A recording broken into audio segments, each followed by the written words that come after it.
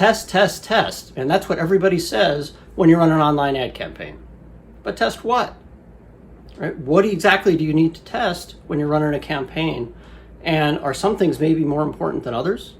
Well, let's find out. My name's Ed Erickson. I run a digital agency called Pitch Perfect Digital. And we've run hundreds and hundreds of online ad campaigns. And testing has been an integral part of every single one of them. So let me break down for you in the rest of this video what we test, why we test it, and what comes first. Now, the whole subject of testing online ad campaigns, it can get really technical and really tricky really fast if you let it, but it doesn't need to. So let's break down the main steps that you want to follow and some things to keep in mind as you're doing the testing. Now, the very first thing that you need to keep in mind when you test an ad campaign is you need to decide, what am I testing for? And there are all kinds of things that you could test. You could test what gets me the highest click-through rate. You could test, how do I get the most clicks? You can test what gets me the cheapest impression. Those things, they're maybe the first that a lot of people think of, but that's not really where you want to be. Now, if you're a serious marketer who's serious about actually making money, the things that you want to test and you want to optimize for are what we call the cost per. Meaning you want to optimize to get the minimum cost for a click, or the minimum cost for an email list sign up, or the minimum cost for booking an appointment, or registering for a webinar, or buying your product, right? You want to minimize that cost per, because really it doesn't matter if you have a great click-through rate, but nobody buys. No, it doesn't. Right? But if your click-through rate's not that great, but your cost per purchase is what you're willing to pay and is pretty attractive, that's much more important. So whenever you're thinking about testing your ads, ultimately you want to be testing so that you minimize your cost per acquisition, whatever that acquisition is, right? An email sign up, a webinar registration, an appointment, a sale, whatever. So always think, how do I minimize my cost per blank? So that's step 0 really, is deciding what am I optimizing for, so you know what you're looking for in the test. Now, the other overarching rule when you run testing is test one thing at a time.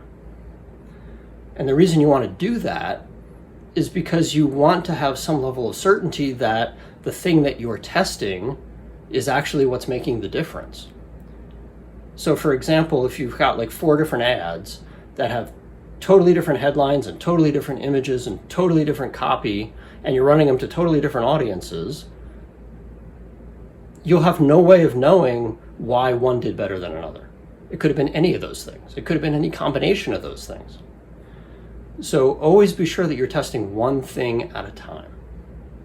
So if you want to test your image, for example, make sure the headline is the same, the audience is the same, and the copy is the same, and just test the different images and see which one does best. Same with the headline, same with the copy, same with audiences. You run the same ad to 3 or 4 different audiences, and then you can see which one performs best. So always remember, when you test, one thing at a time. That's the only way that you're going to be able to know that the thing that you're testing is actually the thing that makes a difference. So there are all these moving parts in the ads, and we need to know, well, what do we test first? So let me walk you through my process when I'm testing a new ad campaign. First thing you need to do is test your audience. And by audience, I mean the people who are going to see your ads. Now, if we're on Facebook, what that means is your ad set targeting. If we're on Google, right, what that means is the keywords that you target for your ads to show up. So let's use Facebook as our example. So we've got, say, 3 different ad sets that we're going to create with different targeting. Now, you'll look around, obviously you've done some research or you already know about this product, so you're going to look at different interests that could signify people that might want whatever your offer is. So you're going to create an ad set with one set of interests, an ad set with another set, an ad set with another set. Now, you don't want to put the same interest in multiple ad sets because you want to see if one works better than the other, right? Other things that you can do with your ad sets is you could create a broader one as sort of a control, That's sort of the throw it against the wall and see what sticks version. When I do that, what I'll do is, set a geography and maybe an age range or a gender if that's relevant, or use a really broad interest category that's relevant to whatever the offer is, and just see if that broad one works better than, say, a more specific interest. Now, the broad ones can be helpful because you usually have a bigger audience to choose from. Probably will be less responsive, but you can sort of use it as a control. And if you're in a small market, you may have to use a broad one to get an audience big enough to really get any traction. Now, also, if you've got, say, lookalike audiences or custom audiences set up in your account that are relevant to the offer, you might want to test them in one of the ad sets as well. Now, within the ad sets that you're creating that have the different targeting, you're going to want to set up, I usually use 3 different ads that'll have slightly different hooks and slightly different images, just so that I don't run the risk of just having some weird image that puts somebody off and I don't get a good result. So that's your first thing. Test your audiences and see what audience is the most responsive. All right, so now we've tested our audiences and we've got a winner. What's next? Well, the second thing that I test is the hook.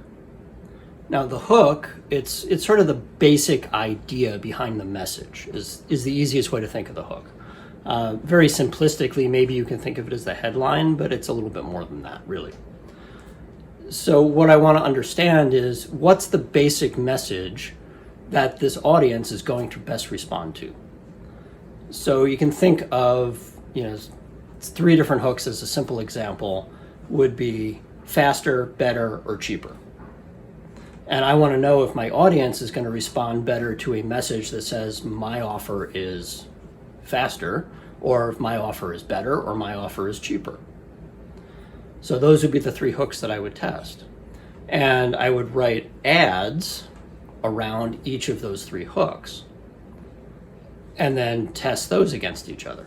Now, truth be told, what I usually do in practice is I'll test the audience and the hook at the same time.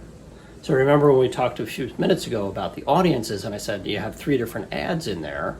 Well, the way that I'll do it is that I'll have 3 different hooks and I'll have 1 ad for each hook and they'll go into each of the audiences. So when I'm running that test to see, well, what audience works best, I'm also running the test to say, well, what hook works best?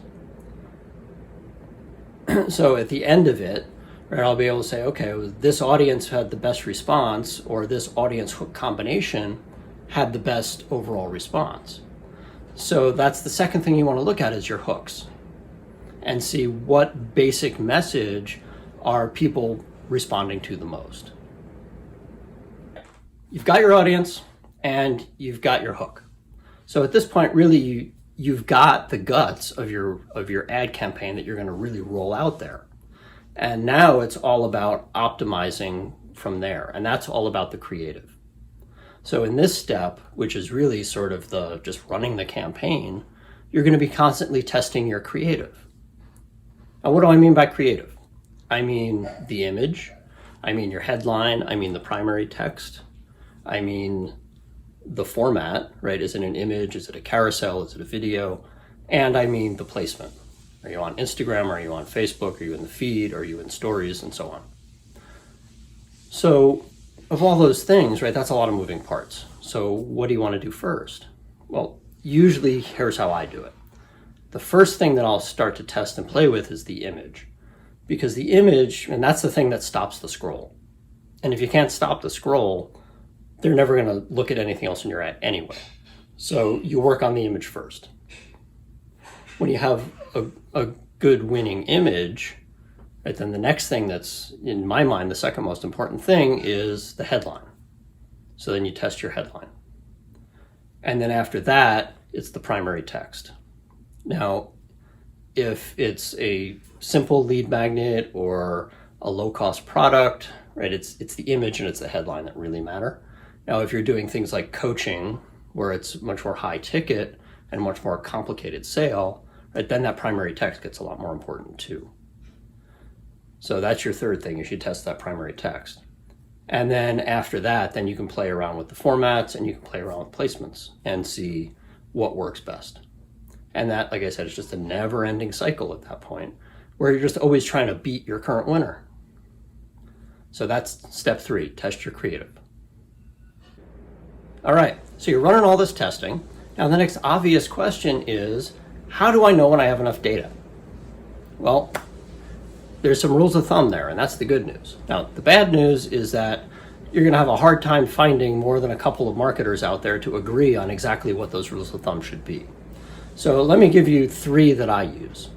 Now, first, what I'm looking for in any version I'm testing is to get 4 or 5 conversions.